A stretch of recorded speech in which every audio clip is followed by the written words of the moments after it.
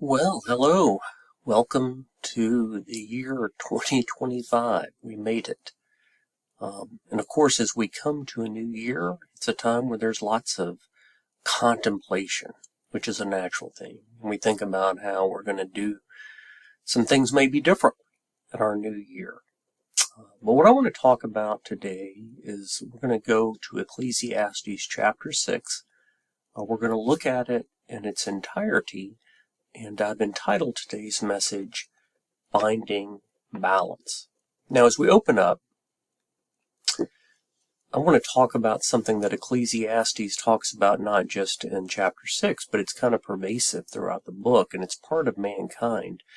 And it's the idea of the naturalness to think about the march of time and seasons. So what you may be doing individually, what people in the world are doing, it's not new. I think it's part of what God has put into our heart as we think about one year and as we start anew. We think about times and seasons. If you remember, Ecclesiastes 3 was just one such example. That's where we had kind of almost the song of there's a time to laugh and a time to mourn. There's a time to be born and there's a time to die. There's all these times and seasons. And so it's not a bad thing to do a little soul searching. It's part of what I think makes us unique as humans, part of what God has put into our heart. So some, I would say most, many, millions upon millions of people have resolutions. And I was looking at the popular resolutions. I'm not going to put up the whole chart, but they fall into two major categories. Maybe you've made some kind of a resolution as you think about the new year. And one category would be the idea of health and wellness, and that could be working out, it could be diet, it could be a lot of things. Another one relates to finances and money and budgeting and all that kind of thing. Now, it's interesting. I sometimes like to, in addition, of course, to reading the chapter of the Bible on my own and thinking about it, I sometimes read some commentaries as well. And so as I was looking at some commentaries here, it's interesting that one of them entitled their commentary Unsatisfying Wealth, and another one entitled this chapter Wealth Will Not Satisfy, and there were several others in this category. And so whatever your resolution is, this chapter deals a little bit more with the finances and money, but it pertains to the health and wellness and ever. And we need to find balance, though. It's true that wealth alone is unsatisfying, but it's also true that the Bible talks a lot about money and the idea of being a steward and using our money properly. We're a steward also of our health. So, it's not like we say, well, let's do nothing with money or do nothing with our health. It's about finding the balance. So let's just, with all that as a preamble, let's just jump into the chapter itself. We're going to go through all of it today, an entire chapter. So he says, there is an evil that I've seen under the sun, and it lies heavy on mankind. Again, just thinking about Ecclesiastes again, it's a message for mankind, for all of us. It was not just for that period of time, all those years ago. It wasn't just for the time of Solomon. It's for all of mankind. It lies heavy on us. And it says this, interesting, a man to whom God gives wealth, possessions, and honor, so he lacks nothing of all that he desires. Very few of us would fall into that camp, would we? Would you have all the wealth you desire, all the possessions you desire, all the honor you desire? Yet God does not give him the power to enjoy them, but a stranger enjoys them. And this is vanity. It's a grievous evil. As we look at this, we can't ignore the particular perspective of Solomon, because Solomon had all these things. Wealth. He was certainly, at the time, the wealthiest king. Arguably, he may have been just about, we think about the people like Elon Musk or maybe some Saudi prince today, but I mean, Solomon had wealth and possessions. Just as we see people today, it's amazing. They maybe have hundreds of sports cars and a house where you can never go in all the rooms, and just wealth upon wealth and respect and honor, etc. So he could certainly relate to this. Maybe most of us can only think about it as something we could aspire to but don't have. But why does he say this? Why is this the case? What's missing? I'm going to come back to that point because that question is going to come up a couple of times. How could you have all this wealth and possessions and honor? Let's say you had the greatest New Year's resolution. You figured it all out. You said, I'm going to be a millionaire. You're a millionaire many times over. You want to have the ability to acquire such and such. You got it and more. Whatever it may be. But what's missing? It goes on. It says, if a man fathers 100 children and lives many years. So now we're moving beyond wealth. We're talking about health, living a long time, having all these children. And the days of his years are many. But his soul is not satisfied with life's good things. He has no burial. I say, a stillborn child is better off than he. For it comes in vanity, it goes in darkness, and in darkness his name is covered. Moreover, it has not seen the sun or know anything. Yet it finds rest rather than he. And he could live 1,000 years twice over, yet enjoy no good. Do not all go to this one place? All the toil of man is for his mouth, yet his appetite is not satisfied. Now, as I read this passage, we could again think about the particular perspective of Solomon. He did father countless children. He was living a long life. Yet his appetite's not satisfied. There's still something missing. We're going to come back to the question, the wealth, the health. Think about those resolutions, wealth and health. Okay, you got your wealth, you got your health, you got it all. Yet, you're not satisfied. Even if we take it to the next level, wisdom, health, wealth, wisdom. But what advantage has the wise man over the fool, and what does the poor man have who knows how to conduct himself before the living? Better is the sight of the eyes than the wandering of the appetite. This also is vanity and striving after wind.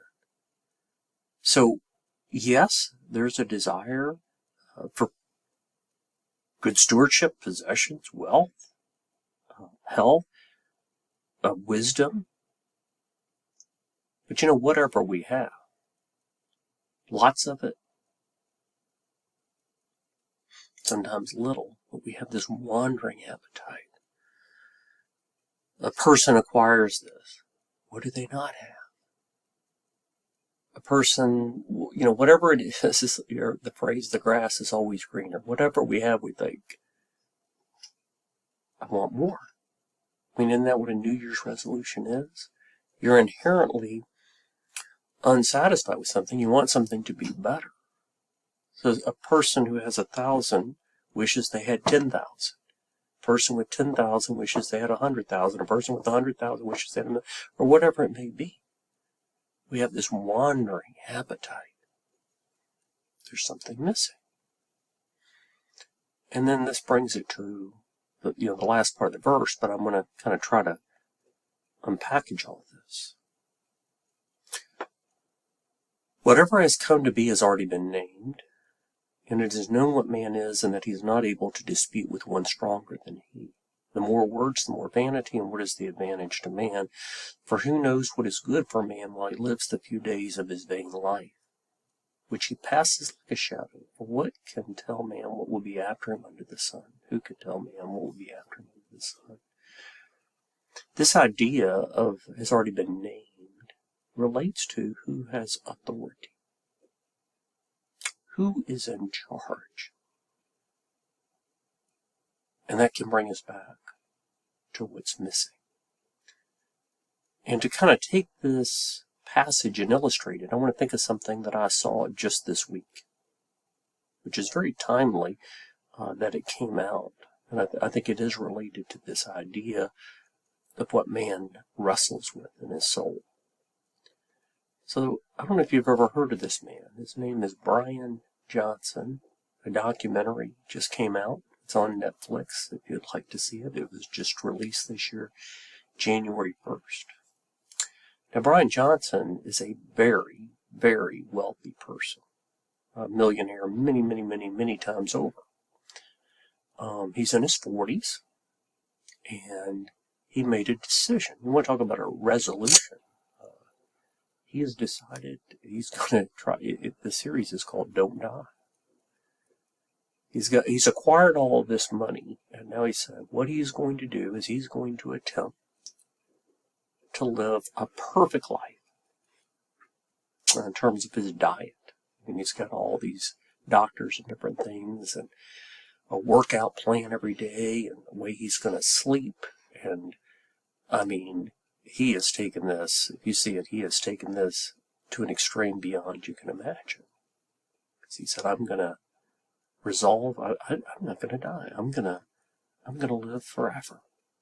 Right now, the human limit appears to be about probably not even 120 years, somewhere in the 112, 115 range. Think of what is in our passage today. If a man would live to be 1,000 years twice over. Now, I'm not going to say what's going to happen to him, but I think he's taken it to an extreme. But when we think about, our health, we want to live a longer life. We're not doing things like him, but we're thinking, what can we do better? Again, a balance. In terms of his wealth, he's spending millions of dollars a year on this. Well, how can we take this chapter of Ecclesiastes and even this modern day story and put it all together? It is natural for us all to consider time and seasons and to give pause. And wealth is not a bad thing. It's good. Good to be a steward of it. Life, health, there's a balance in all these things. But yes, generally speaking, these are all good things. Our resolutions can be good things. Taking care of ourselves can be good things. But I entitled today about balance. Sometimes, though, while we're focusing on some good things, our focus can be wrongly directed. We need to be careful that we don't miss the most important part. And as we're considering our health, our wealth, our resolutions, and we could acquire all the wealth in the world, but not be satisfied. Not even now, for sure not for eternally, but even for now. What's it all for? Or you could aspire to live the longest life. But again, what's it all for? It all means nothing without the central, most important thing of all. And this is what I want to conclude with. Please do prayerfully consider your health. Please prayerfully consider your stewardship and wealth. All these things for sure. But God needs to be the center. As we end one year, as we begin the next. Wealth will never satisfy by itself. You could actually achieve your goal of the longest life. But it's all for naught. Seek first the kingdom of God and His righteousness, and these things will be added to you. And I pray for you not just for health and wealth, but for peace, for your wandering appetites to be satisfied, to receive that God is the one who names all things, that we can have no disputes with Him. He is the ruler of all. He controls all. And if we seek Him first, then He will lead us into His kingdom and all these good things. I wish you a very blessed start to your new year.